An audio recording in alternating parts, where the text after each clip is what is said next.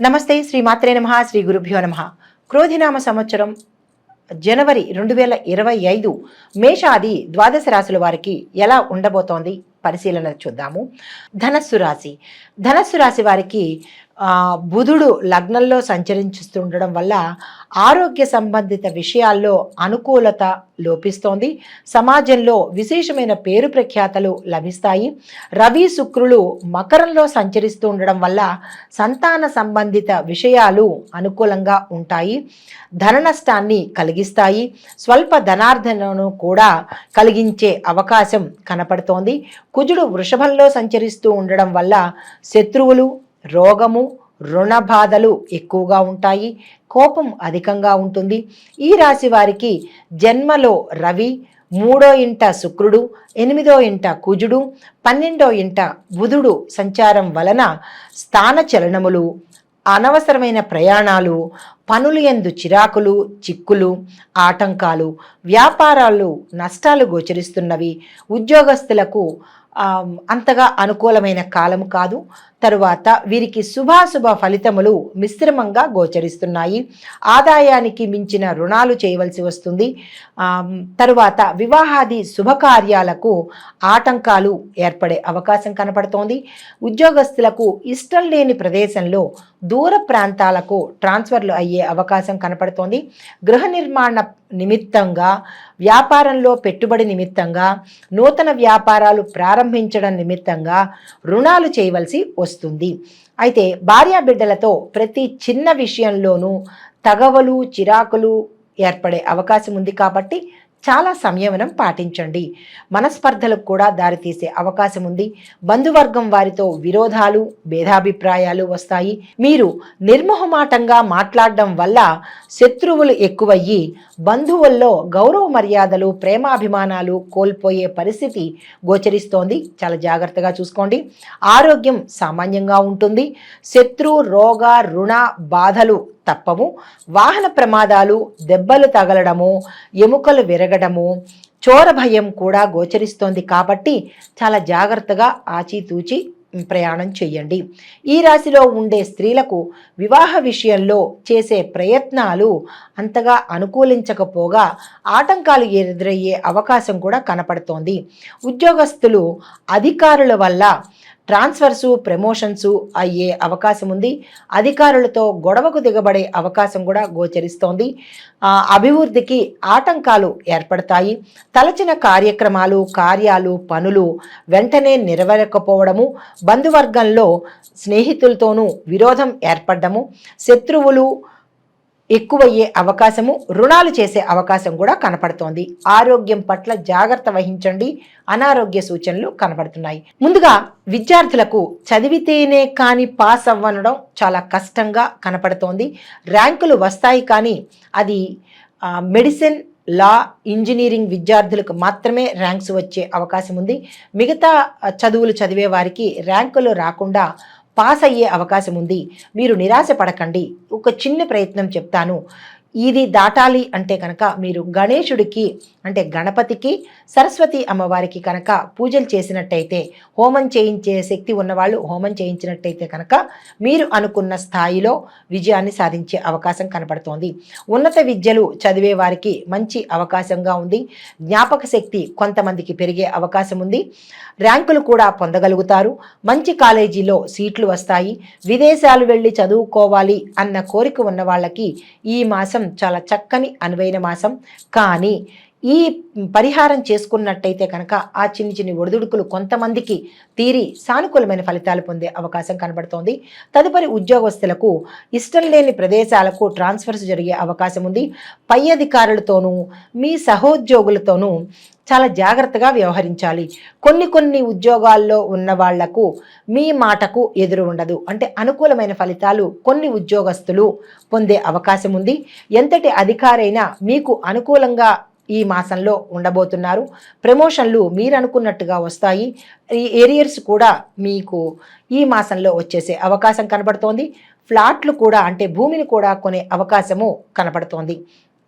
తదుపరి వ్యవసాయదారులకు పంటలు బాగా పండి చివరి నిమిషంలో వాతావరణం అనుకూలించకపోవడం వల్ల పంటలు పాడయ్యే ప్రమాదం కూడా కనపడుతోంది కాబట్టి చాలా జాగ్రత్తగా వ్యవహరించండి. పశువృద్ధి చాలా తక్కువగా ఉంటుంది. కొన్ని పంటలకు ఆదాయం పెరుగుతుంది, కొన్ని పంటలకు ఆదాయం తగ్గే అవకాశం ఉంది. కాయగూరలు పండించే వారికి చాలా అనుకూలమైన మాసం ఈ మాసము. కౌలుదారులకు కొంత అనుకూలంగా ఉంటుంది, ఎక్కువ శాతము ప్రతికూలతే కనపడుతోంది. వాణిజ్య పంటల వారికి ఆదాయం మెరుగ్గా ఉంటుంది. ప్రభుత్వం తరపు నుంచి రావలసిన సహాయ సహకారాలు మీకు సమయానికి రాకపోవచ్చు కానీ తర్వాత వస్తాయి.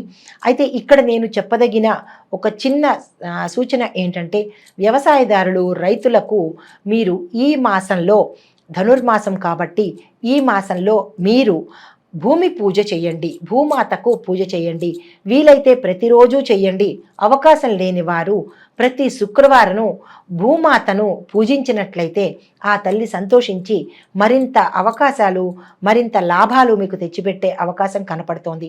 కాబట్టి ప్రతి రైతు, ప్రతి వ్యవసాయదారుడు భూమాతను పూజించవలసిందిగా చేతులు జోడించి మరీ నేను చెప్తున్నాను. తదుపరి వ్యాపారస్తులకు శ్రమకు తగిన ఫలితము ఉండదు, ఊహించినంత లాభాలు రాకపోవచ్చు. ఆకస్మిక తనిఖీల వల్ల మీరు చిక్కుల్లో పడే అవకాశం కనపడుతోంది. కాంట్రాక్టుదారులకు పెద్ద పెద్ద కాంట్రాక్టుల వల్ల నష్టం వాటిల్లే అవకాశం ఉంది కాబట్టి తొందరపడి అగ్రిమెంట్స్ మీద సిగ్నేచరు చేయకండి. తరచి చూసుకుని మాత్రం మీరు ఆ పని చేయండి. బిల్లులు సక్రమంగా వసూలు కావు. పనికి తగ్గ ప్రతిఫలము మీకు ఈ మాసంలో ఉండబోదు. కొన్ని వ్యాపారాల్లో ఆశించినంత ఫలితాలు పొందుతారు. కొన్ని వ్యాపారాలు ప్రారంభంలో బాగుంటాయి, పోను పోను సామాన్యంగా మీకు వస్తాయి. అంటే పెట్టుబడిగానే వచ్చేటట్టుగా కనపడుతోంది. పాత బాకీలు వసూలు చేసుకుంటారు. సరుకులు నిల్వ చేసే వారికి మాత్రము మంచి లాభాలు పొందే అవకాశం కనపడుతోంది.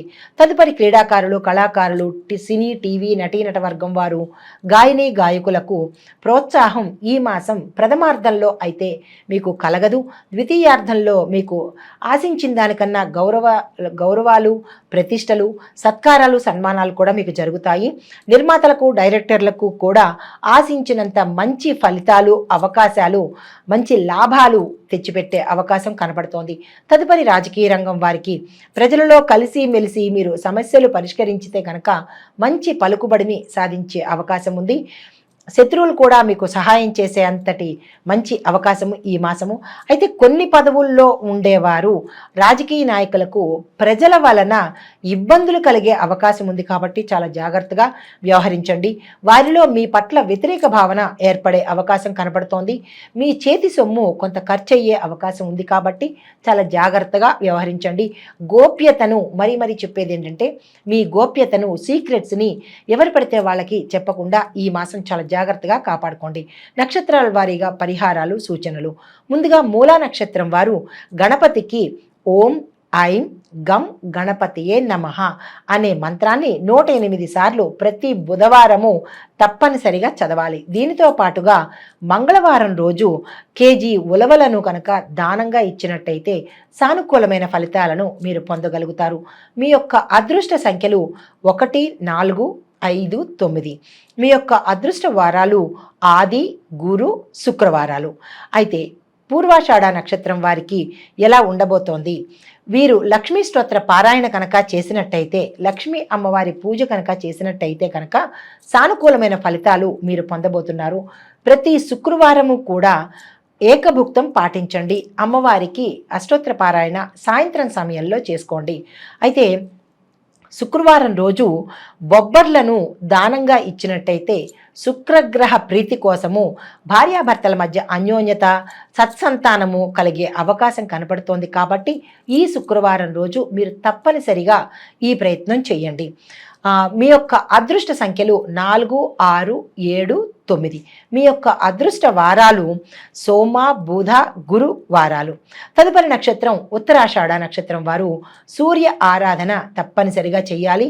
సూర్యనారాయణ మూర్తికి సూర్యోదయ సమయాన్ని అర్ఘ్యం ఇవ్వడం కానీ, స్వామివారికి పూజ చేసుకోవటం కానీ, ఆదిత్య పారాయణ చేసినట్టయితే కనుక మంచి ఫలితాలు పొందవచ్చు. మీరు పఠించవలసిన మంత్రము ఇది ప్రతిరోజు చెయ్యాలి, ప్రత్యేకించి ఆదివారం నాడు చెయ్యాలి. ఓం సం సూర్యాయ నమః అనే ఈ మంత్రాన్ని 108 సార్లకు తక్కువ కాకుండా ప్రతి ఆదివారము ప్రతిరోజు కూడా చేసి ఆదివార నియమాలను పాటించి మాంసాహారము మద్యాన్ని నిషేధించండి. ఇలా చేయడం వల్ల సానుకూలమైన ఫలితాలను మీరు పొందుతారు. ఇటు ఆరోగ్యంలోనూ ధన విషయంలో కూడా చక్కని ఫలితాలు మీరు పొందబోతారు. మీ యొక్క అదృష్ట సంఖ్యలు 3, 4, 5, 9. అదృష్ట వారాలు బుధవారము, గురువారము, శనివారము. అయితే మొత్తంగా ఈ రాశి వారికి ఇక్కడ మీకు చిన్న సందేహం రావచ్చు. ఏమిటంటే, మాకు నక్షత్రాలు తెలియవండి, పాదాలు తెలియవు, మరి మేము ఏ పరిహారాలు చేసుకోవాలి అనే సందేహం మీకు రావచ్చు. అందుకోసమే ఈ పరిహారము. ఈ రాశిలో ఉండే ప్రతి ఒక్కరూ కూడా గురువుకి, రాహువుకి, కేతువుకి జపాలు, దానాలు తప్పనిసరిగా చేయించుకోండి. అష్టాదశ పీఠాల్లో ఏదైనా ఒక అమ్మవారి పీఠాన్ని తప్పనిసరిగా దర్శించండి. క్షేత్ర దర్శనం చెయ్యండి. దానితో పాటుగా రుణ విమోచక అంగారక స్తోత్రం అనే ఈ స్తోత్రాన్ని తప్పనిసరిగా పఠించడం కానీ, అంటే నోటికి రాని వాళ్ళు మాత్రమే వినాలి, కానీ నోటికి వచ్చిన వాళ్ళు మాత్రం పఠించడం చాలా చెప్పదగిన మంచి సూచన అన్నమాట. అయితే ఈ రాశి వారికి శుభప్రదమైన రంగులు పసుపు, నీలము, నలుపు. అదృష్ట సంఖ్య 3. ఈ పరిహారాలు, ఈ సూచనలు పాటించుకొని మీరు సానుకూలమైన ఫలితాలను పొందుతూ మీ యొక్క అదృష్టాన్ని, ఐశ్వర్యాన్ని పెంచుకోవాలని మనసారా కోరుకుంటూ అందరికీ సంక్రాంతి శుభాకాంక్షలు.